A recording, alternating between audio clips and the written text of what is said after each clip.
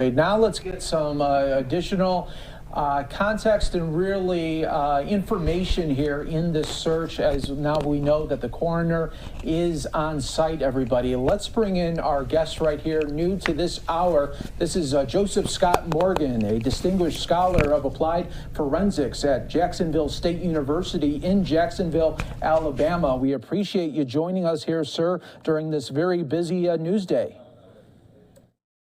My pleasure. Glad to be here. All right, so if you could help us set up here when we're taking live images right now of this investigation. So the coroner is on scene right now. They're just setting up shop. Can you give our viewers some information of what they are doing as they get to the site here? I certainly can. And it is a daunting task, to say the very least, relative to working a case like this in what we would consider to be a wetland or a swampland. For some further context, I was the senior investigator with the medical examiner in Atlanta before I became an academic. And prior to that, I was with the coroner's office just outside of New Orleans. So I'm very familiar with this kind of terrain and body recovery. What you're seeing, if the ME is out there, the ME, just so that folks understand, they do not show up uninvited. So when the ME is called, that means that they have found something of value that actually pertains specifically to their job. And what's the job of the ME or the medical legal community? That's to, first off, determine identification, then to determine manner and cause of death. And you'll see all of this played out. And they're a big part of what goes on relative to recovery. That's why, if it is the ME setting up that tent, my suspicion is either they are setting up directly over the remains, or they're providing an area where they can coordinate from, where they will go out. They have to, just imagine they're going out and kind of plotting evidence with flags, documenting it in place, taking photographs, doing measurements and everything, actually before they bring it back to that central location where they'll further examine this. And so that's one of the things that you're looking at right now. That's great new information. Thank you again for joining us here on Live Now from Fox. Can you also, Joseph, give us a little bit of information here as we're seeing the canine dogs as well. If they don't, does that, because they're out there, does that lead you to believe that maybe they don't have a solid remains right now, but maybe that they're still looking for that?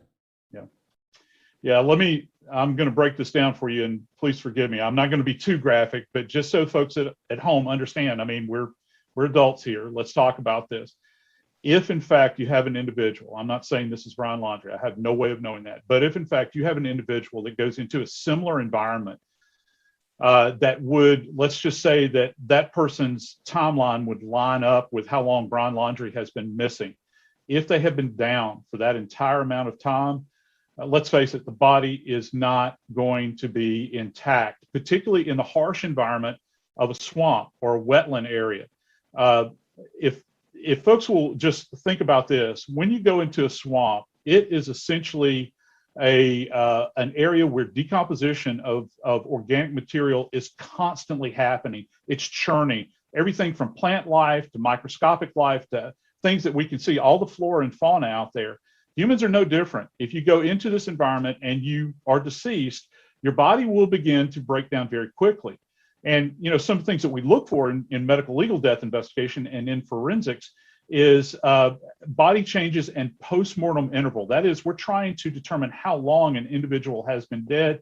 And there are certain things that we look for, but I can tell you this, one of the things that speeds the process of decomposition up is actually heat and humidity. And boy, do you have a lot of that down there in that area. So it would be essentially accelerated. So what that means for us is that once the body begins to break down, I'm just not saying it's Brian Laundrie, I'm just saying a body under similar circumstances. Once a body begins to break down, then you have all manner of animal life that shows up. And this is something that's referred to as scattering of remains. You can have everything from possums to raccoons to even larger animals, but any small animal like that that can drag remains off, even dogs, and they'll begin to do whatever they choose to do with the remains, whether it's just kind of fiddle around with them, play with them. I've actually seen that happen with human skulls before, or they're actually feasting on remains and they become scattered, even the smallest bones. That's why it's so very difficult for us to recover a lot of things. People talk about like hyoid bones and the bones of the fingers, of the hands and the feet. Sometimes those things are gone forever and ever, and they're really hard to recover. So these people out there today, they have to be very, very careful in every step that they take. Absolutely. And also, when we were first breaking the story, it turned out to be that some sort of personal item or items of Brian Laundrie were recovered here. And that's what really started off our breaking news. And then moments later, Right. We're learning about 20 minutes after that fact that medical examiner was heading there with. So because that there was just some items there, wouldn't there have to be a little bit more than just maybe like a backpack or something else for them to be triggered, that type of response? Yeah, that's an excellent point. Because, if you just, let's take the backpack, for instance. If you just simply find a backpack, is that a reason to call the medical examiner? Well, no, that's a reason to call the crime scene investigators and the detectives. And they'll look through the backpack, they'll examine it, they'll try to determine if it has any kind of evidentiary value. At the end of the day, all of this is about specific identification. And that's what we work on in forensics, where we have specific tiebacks to items of evidence, items of identification like driver's licenses, or whether it's marks on bodies. You begin to think about injuries to bodies, dental work, all these sorts of things that are tied back to a specific person. So that's one of the things that they're looking at here. If we have like a bit of clothing, for instance, a pair of trousers, a pair of underwear, a belt, a pair of shoes, that's going to be significant. But we have to ask ourselves this question: what's contained within those items of clothing? Because sometimes you can actually have skeletal remains or partially skeletonized remains that are still contained within clothing that are actually drug away. The idea here is that you get one shot at this, you get one chance at it. You can't unring the bell once you first egress onto that scene. So you have to be very, very careful and work everything like your life depended on it. And Joseph, Christy here joining you guys on Live Now from Fox. I did want to just continue with this conversation and maybe pick your brain as to what these coroners are going to do. Kind of walk us through the examination that they're going to be doing if there was a body found out here, and what part they really do play with helping assist law enforcement in this case.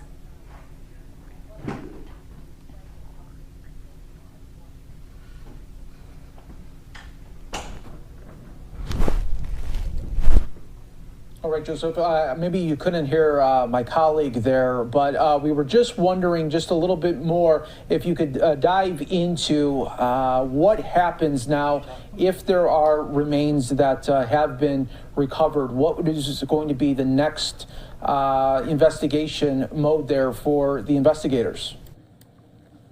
Well, I'm going to mention somebody that I'm sure that that our audience is very familiar with, not just a medical examiner, but I can promise you that there will be called out to the scene a forensic anthropologist. And you've seen them in media, you've heard about them in news, the famous body farm of the University of Tennessee.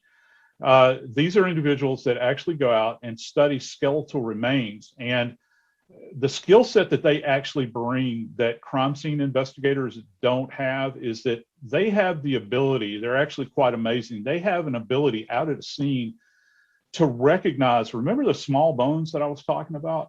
They can be looking at a patch of ground that you or I could look at, and we might just see like a piece of stone or a piece of wood in our estimation. They look at it and they can actually determine if that is human remain. Because let's keep in mind, it'll be weathered. Many times animals have gotten to it, so the tips of the bones will be what's referred to as denuded, kind of chewed away. And so, but they can still appreciate it because their training is so very specific. They also have a great ability to actually process the scene from an excavation standpoint. Like if anything is beneath the earth, sometimes if if animals are involved, for instance, and they dig a hole, they'll burrow down and bury remains. So they'll look for that in that manner. They have to have a very specific way in which that's recovered. Now, if this is a remain that is actually in a clandestine grave, remember, we don't know that this is Brian Laundrie yet, okay? If this is a body that's in a clandestine grave, then they come out and excavate this just like, I don't know, say for instance, an archaeologist would, being very, very careful, taking off those layers of dirt, making note of everything as they move layer down layer down layer until they actually get to the body proper. And if you're just joining us here on Live Now from Fox, we are being joined by Joseph Scott Morgan, a distinguished scholar of applied forensics at Jacksonville State University in Jacksonville, Alabama, giving us some great insight of this active investigation that has been played out in real time right now. And we did a chopper there earlier. They will be refueling, and we'll be getting some more aerials of that. But the next steps here, can we just talk about once again, say, because you were talking about the weather components as well, the heat, humidity, we know Florida is famous for that. If this is in fact Brian Laundrie, and we've been now talking about this now weeks in the making here, this disappearance in active search, what are we looking at as far as what the body would look like? I mean, are we just looking at skeleton right now? Is that how fast that it could decompose? That completely depends upon whether or not the body, a body in a similar circumstance, would have been directly exposed to the elements, or if they were covered. Let's say, for instance, I've had people that have gone into hollowed out trees before and have committed suicide. Those bodies are going to be impacted different than, say, a body that is found just lying on bare earth. And then you throw this element, this dynamic element of this wetland area in there. You know, you begin to think about it. The water itself in a swamp has something in it called tannic acid. And it, as it sounds, it promotes, as you can imagine, any kind of changes at a molecular level as the body begins to break down. So that's one of the things that you might be looking at here. So if a body is exposed to a lot of these elements, they will be greatly compromised in a very short period of time. Some of the other factor, or one major factor that we look at, that our friends in Florida go through every single day. All of us have maybe been to the beach down in Florida. What happens every afternoon at about 2 or 3? It heats up, and guess what happens? You get a huge downpour. Rain is one of the biggest enemies in any kind of forensic investigation. And just imagine, if you will, these folks out on the ground, they're trying to be very, very careful. They're flagging evidence, they're documenting evidence, and all of a sudden, you have one of these huge rainstorms that comes in and begins to beat down on all these pieces of evidence that you recovered. And you can't just quickly go out and, you know, have a little tent that you put over every single piece of evidence, because it could be strewn. You know, right now we have this tent that's going up. I don't know, maybe everything is contained under the umbrella of that tent, if you will, but we don't know that. My suspicion is that you might be dealing with scattered remains, and certainly scattered evidence. Remember, what initially brought your team out there and brought the rest of the media there and the police was that they found items. You know, now what those items are, I don't know, because items can be defined in a very, very broad way. Yeah, absolutely. You know, we want to know what those items were, and we also want to know, okay, what made today so much different in this investigation, and why at this moment, when the parents came out this time, why out of we just saw aerials of just how vast this park is and just how much ground there is to cover. How was it where they're able to go on a trail and then boom, we're able to see some sort of stuff from Brian? Yeah, I got to tell you, man, one of the interesting things about human remains when they're discovered, from my experience of working at medical examiners' offices and coroners' offices, is this. The coroner just doesn't magically show up. Okay, this is what commonly happens. One of two things. Either you have a family member or an intimate that will know a specific location where they will say, you need to go to this spot. This is where this individual liked to frequent. It's where they went out just to clear their head or to think about things or whatever.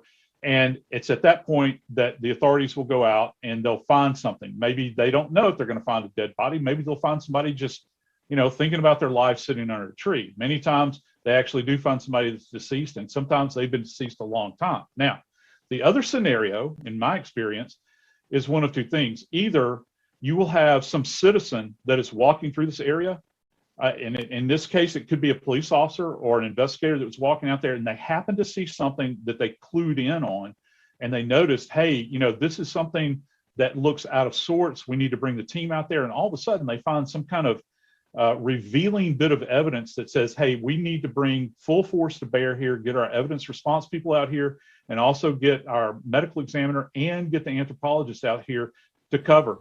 One kind of aside here is that every now and then, and I think that folks at home would be amazed to realize this, how often a local dog will drag a human remain up into a yard. It could just be, a small bone. It could be a leg bone. I've had times where human skulls have actually been brought up into the backs of homes, and people have just noticed this, and they're trying to think about that. And that brings us to a real key point here.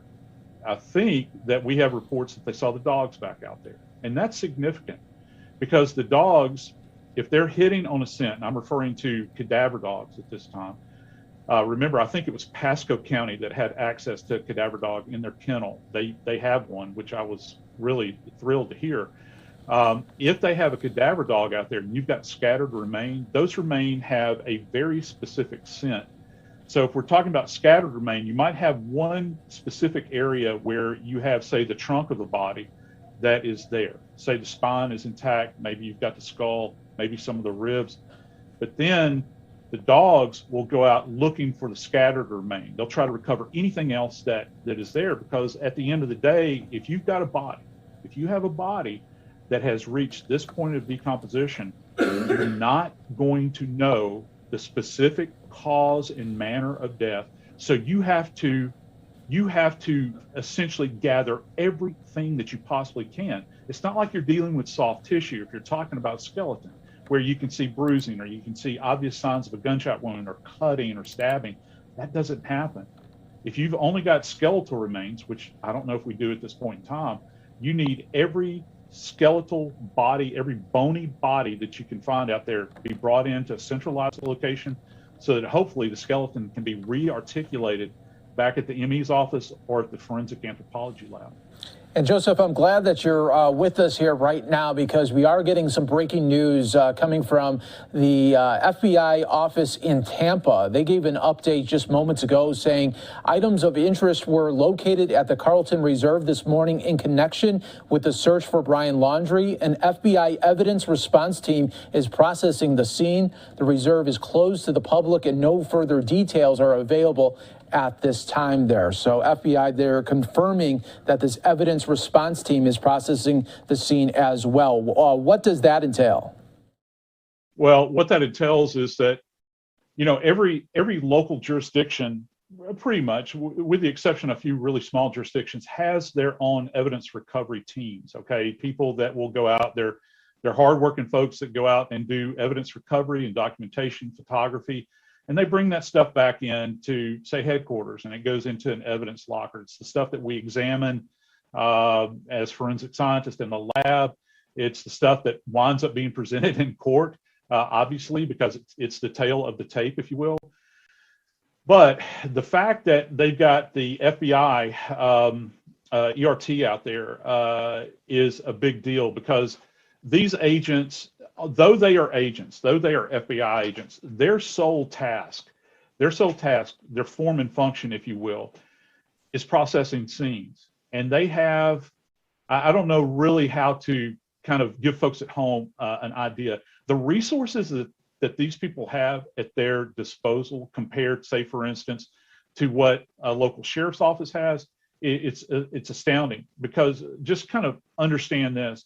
Anytime you involve the FBI, not only are you involved in those highly trained teams that they come out, which, by the way, some of those team members are graduate level trained forensic scientists that are out there that are agents. Not only do you have those boots on the ground, you also bring to bear the FBI crime lab, okay, which is arguably one of the finest crime labs in the world. You have all their resources. and something that folks at home might not be aware of. You also bring in the resources of people like the Smithsonian, because they have entomologists there that work to study insect life and how it impacts the bodies during periods of decomposition.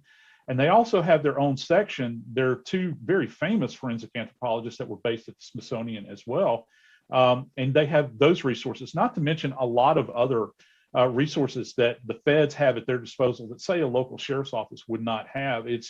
I'm really, really fascinated at the level to which the FBI is vested in this case. And it has been this way since I first started covering it, I don't know what it was, a month ago, I guess, from the moment that charge went up for the bank card.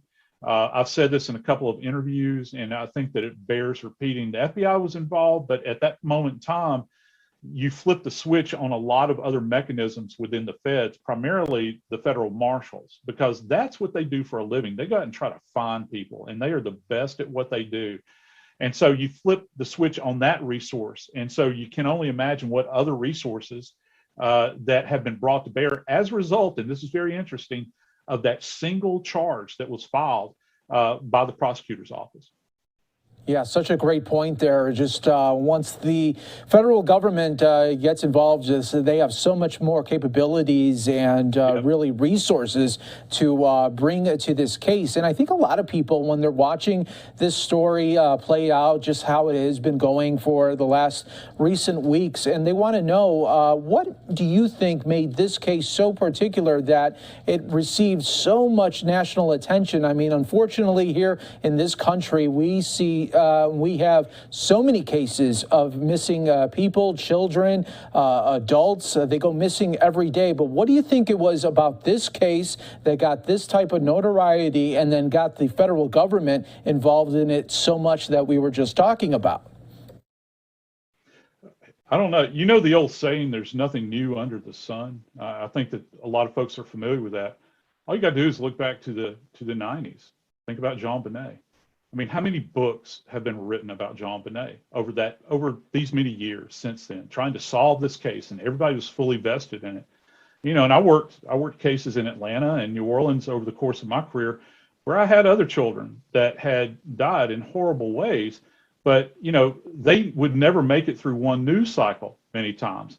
And that doesn't diminish what the Petito family has gone through at all. I think that we're all wondering, why is it that it captured the imagination? Well, we're in a different plane here now. This is a couple, if you will, that have been documenting their life day in and day out on Instagram. Everybody's plugged into social media.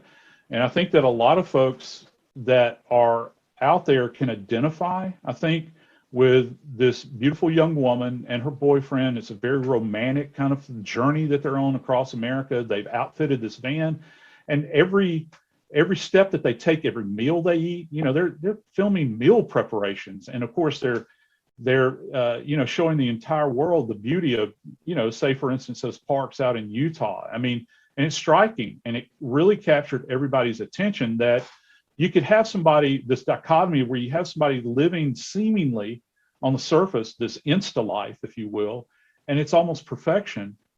And then it ends in a total horror show. And I think that that's got people riveted. But right you are, there are any number of cases that are out there. And I have colleagues all over the country that work cases of unidentified people whose families are just ripped apart and ripped to shreds emotionally, and they have no answers whatsoever. Their children are still missing, and they have no idea where they are. And kudos to the Petito family, because they've actually taken the opportunity to direct the glaring light of the media towards those cases and bringing attention to them. And that's so very important. We hear about a lot of other things in our society, but many times the people that are forgotten are those that can no longer speak for themselves, those that are deceased and passed on, and they don't have a voice. And I hope that this acts as a touchstone moment in our country. That's a great point there.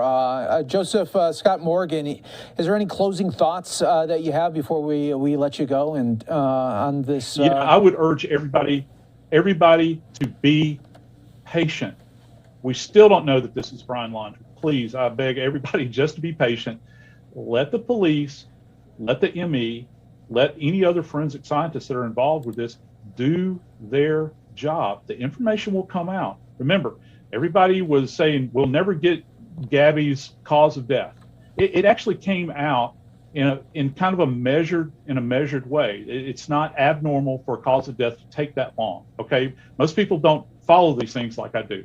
It takes some time. You have to do toxicology and all that stuff. This is the same way. As a matter of fact, it might be a bit more tedious because, as we've already gone over, the remains, if they are his remains or some other unfortunate person, they're going to be strewn. They're not going to be intact. So it will take time to do this analysis. And I just beg everybody just to be patient, watch how it develops, and